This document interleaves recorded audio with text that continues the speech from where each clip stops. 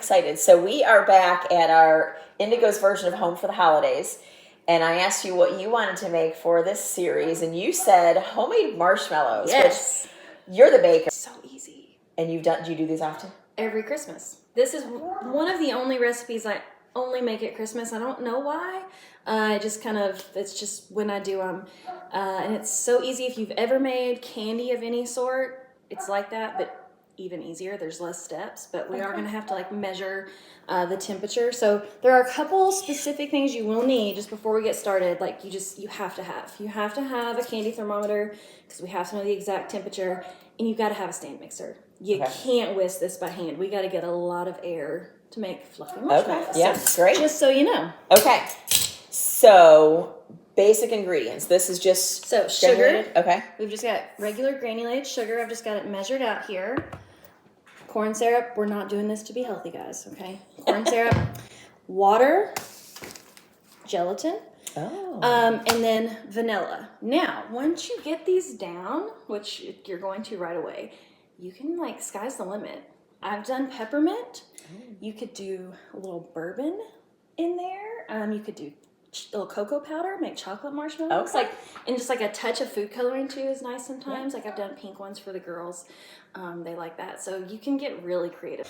The first thing we have to do is to bloom our gelatin. So we're gonna get a half a cup of cold water and put that in our stand mixer. You need 3 packets of just the gelatin. So this is in the aisle at the grocery store with all the puddings and Jell-O.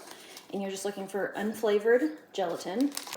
And we're just gonna sprinkle these right over the top of the water. We're not gonna give it a stir, nothing. And we're gonna let that bloom for 5 minutes. And then we're gonna come back and look at it at 5 minutes. If we still see any little dry spots, we're gonna sprinkle just a little bit of water over the top to get those nice and moist. Okay, so the next thing we're gonna do is make our sugar mixture. So we're gonna need 1 more half cup of cold water. Pour that in.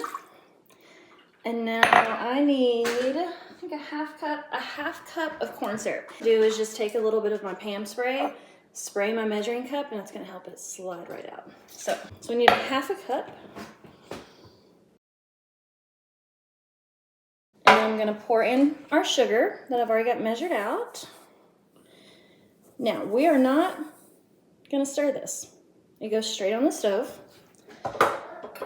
And one of the reasons you don't wanna really stir is because you don't wanna get any of the sugar or water mixture up on the sides of our pot. We want everything to happen down in there. And I'm gonna cover it for just the first few minutes.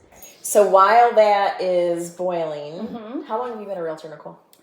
16 years. Wow. Gosh, that's long. Yeah. I don't even feel old enough to I have been in 16 years. Exactly. Yep. And what is your favorite part? The people. I have made some amazing friends and met people that I never would have. And that's just been really cool. And yeah, definitely the people. My favorite. If you weren't a realtor, what would you do? Well, the dream is to maybe own like a coffee shop. Love coffee, and I thought I wanted a bakery, but then I learned I really don't want to be up that early. So, which coffee shop would be early too? I just hire that out. But I want to own. We don't own a coffee shop. Well, we need that. You should do that. We do. Any investors? One other thing you will need to coat your pan with is a half mixture of cornstarch and powdered sugar. And I do like to sift it with a little sifter just to get out any lumps. And so while we're waiting on that to bloom, why don't we go ahead and coat our pan so that is ready. Because once these are finished, you've got to get it poured out quick because it will set up really quick. So I like a metal pan for this, 9x13, and we're going to spray it generously with some Pam spray. So what we're going to do is pour like kind of, I don't know, half, 2/3 of the mixture in here. And then we're just gonna shake it to where it coats the whole pan.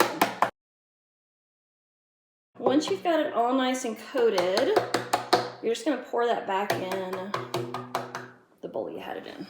So it's just gonna be coated like that. All right, so we've come to a nice little boil starting here around the edges. So we're gonna clip on our candy thermometer, and there's all different types of these. This is just the one I have. Put it down in there, and so you're waiting for the red line to get up to 240. Couple quick things. One, don't walk away from this. It's gonna get up to about 200, 220 pretty quickly, and then it's gonna feel like it takes forever, but I promise you, as soon as you walk away to do something, it's gonna jump up and you're gonna have burnt your sugar. So just hang here. Another thing, if you've got a little pastry brush, while we're watching this and keeping an eye on it, if we start to see splatter coming up the sides and it's crystallizing, you're just gonna wanna wet your little pastry brush and just give it a wipe down. So we're not disturbing this, we're not stirring it, we're just watching for that. All right, let's look over here at our gelatin. All right, so do we see how we've got some dryness right here? So I'm gonna get just a tiny bit of water. Always cold water. I don't know why it's a science thing, but cold water. And we just want to pour enough in here right on those dry spots to get that nice and wet. So that's it. So yeah, see, we're already almost at 200 and it feels like, man, it's so fast. And now it's gonna creep. All right, so we're getting really close. We want to get to this softball stage. We're at almost 235 right now. So I'm gonna go ahead and turn my mixer on low just to get this going. Because as soon as we hit 240, I'm gonna turn this off and we're gonna start pouring our sugar mixture into water and gelatin. Okay. Is all that's in here right now. And then in here we had our water, our sugar, our corn syrup, and a pinch of salt. I forgot to say that earlier. Okay. Everything needs a pinch of salt. Yeah. All right, so we are at 240. I'm gonna turn this off. Put my thermometer in the sink. And then we're gonna leave this on low for right now, and we're just gonna start to pour this down. And so your goal is to pour it right down in between the whisk and the side of the bowl. Because you'll see it starting to splatter, and that's just gonna harden. It is what it is. You can't get it all perfect. But you don't want to hit the top of the whisk because it's gonna send it everywhere. All right, so we're gonna slowly start to turn this up. If you go too fast, it's gonna shoot out at you. So we wanna kind of give it a second to do its thing. But our goal is we're getting all the way to the highest setting on your mixer.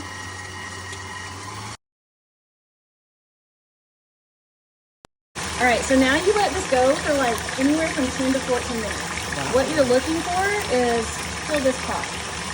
That's hot, yeah? You want that to just barely be lukewarm.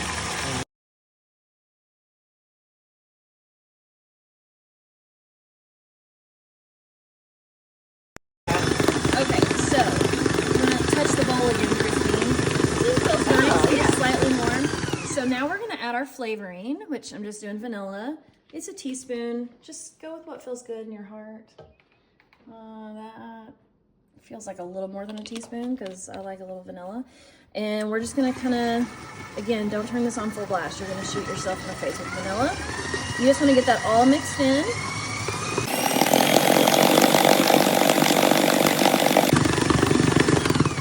And that's it. Now, a little trick. Everyone has different types of mixers. I don't have a flip head. Mine comes down, but if you just turn this on, we just want to try to get some of that marshmallow cream off. Okay, so now we want to get it into our prepared pan right away.